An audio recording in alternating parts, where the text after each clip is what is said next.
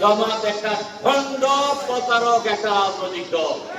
এই খণ্ড এবং প্রতারক রাজনৈতিক দলটি তাদের স্বার্থ হাসিলের জন্য যে কোনো প্রতারণা করিতে পারে। তারা সব লোকের শাসন কায়েমের কথা বলে যত অসৎ কাজ আছে তারা সেটা করে।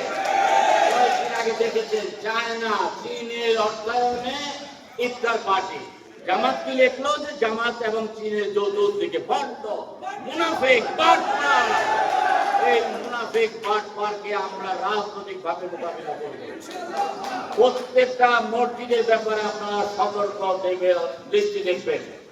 ইমাম সাহেব হবেন আমাদের সবাই ইমাম, তিনি সবাই নেতা।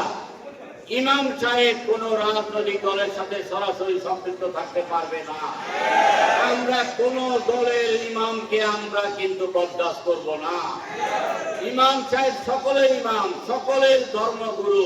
তিনি একটা নির্দিষ্ট রাজনৈতিক দলের কথা মসজিদে দাঁড়িয়ে বলবে, সেটা আমরা বরদাস্ত করব না।